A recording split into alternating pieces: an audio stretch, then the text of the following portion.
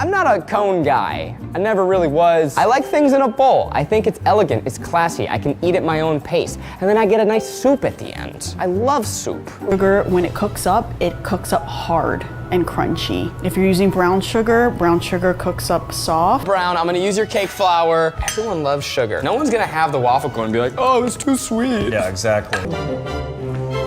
And then what, you like paint it on? Oh, it's smoking immediately. My bad wow. for the cones.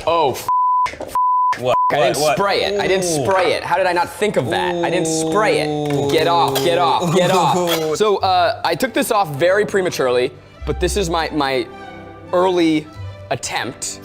I mean, this tastes great. All right, let's try this again.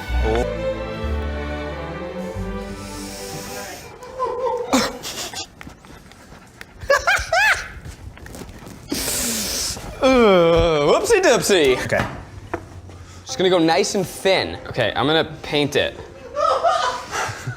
I think painting is the right call, actually. Yeah, I think it's the right call for sure. People are laughing, but he's smart. 2020, the world's upside down. Everything's crazy, which means I'm gonna fucking win. I'm making an Asian-inspired vegan dumpling. They're gonna have tofu, a little bit of walnuts. Now I'm making vegan dumplings, which puts me at a flavor disadvantage. So I'm gonna try and compensate. I'm gonna put kimchi in my dumplings. I'm gonna try and put some pineapple in my dumplings. I want just that little kick of sweetness. So what's your strategy this season? I've gone on a real journey between last season and this, you know? I'm a flavor man now. You're a flavor man. The thing is, seasons past, I've damned myself by not knowing when to quit.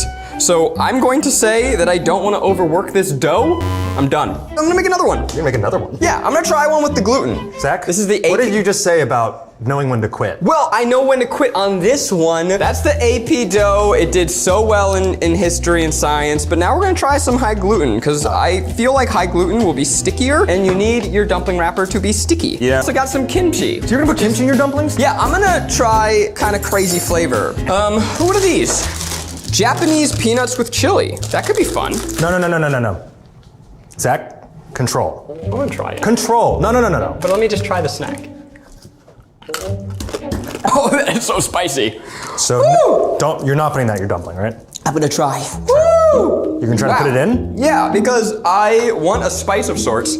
Why don't you just use one of the spices? Yeah, that's a good idea. Because this already is spiced. Yeah, but then you're also putting nuts in your dumpling. I already have. I have walnuts in my dumplings. Yeah, you don't need more nuts in it. You're nuts. You're nuts. You're actually nuts if you're gonna put the nuts in. I'm thinking about it. Nadine, kimchi and pineapple.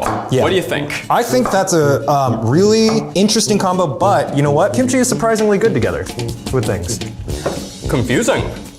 Like good confusing? Yeah. Tofu, green onion, pineapple, kimchi, walnut, pepper, Japanese pepper, and miso. Let's mix that up. Be careful not to add too much water, otherwise you have to find more meat to bind it back together. This is so wet. It's like sopping wet. So I'm gonna try and dry it. But here's my fear is that if I dry the kimchi too much, am I taking away the flavor?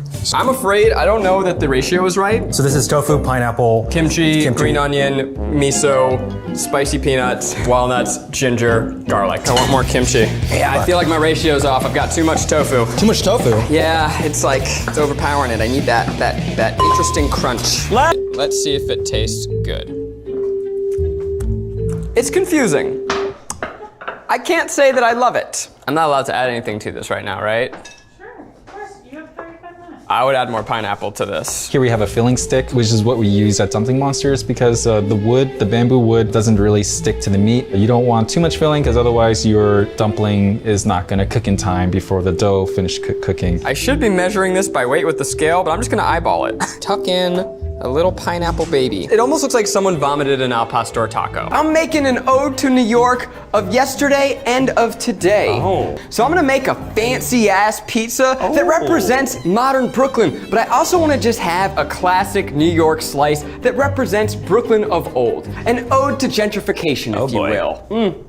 I don't know about. We like to not use any commercial yeast in making our pizzas, so that means that we use a starter which we build into a levain. Our dumplings without yeast were a chewy mess. So I feel like you need that bounciness to it. Use our amazing rustic crushed Bianco di Napoli tomatoes, kosher salt, and California olive oil. Dump that in here. Oh yeah. Oh no! And really all we're doing is whisking it to dissolve the salt and incorporate our oil. Also, just remember, very important step, you do not want to cook your tomatoes. Now it's cooking. You want to have that tartness from the raw tomato, where if you're cooking your tomatoes, it's just gonna be sweet. And I'm gonna portion these into about 260 gram portions. If you don't pre-shape and shape your dough properly, you'll end up getting an uneven distribution of your structure, and that'll give you weak points in your pizza. You might not even get in the oven since it's very easy to break at that point. Cha-cha.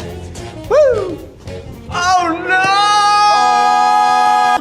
What you say? It really depends on the type of ingredients you have, but you want to make sure you have a nice balance. And you don't want to just overload it with toppings so you don't get to taste anything else. Figs are like kind of sexy. Oh yeah. Like, am I crazy? They're like, hot. I'm saying that fruits are genitals. I can't think of something that I would rather eat less than cheesecake. What the even is it? Ooh, Rice Krispies, cornflakes, sure, why the not? Today, I'm taking it back to basics, baby. I'm making a monster cheesecake.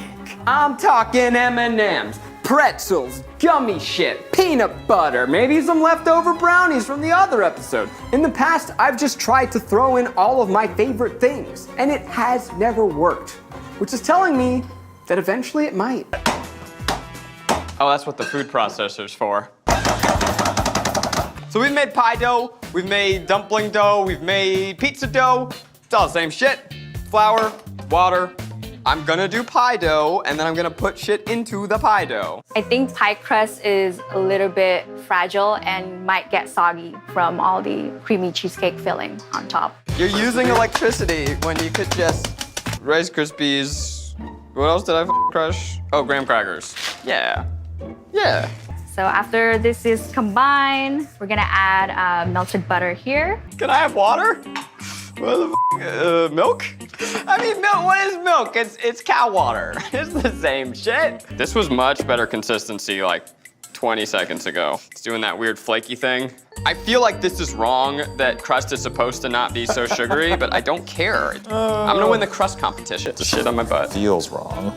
Feels good. So it is essential to par bake the crust because you don't want soggy crust. We're gonna bake this for 10 to 15 minutes until the crust is buttery and really crusty.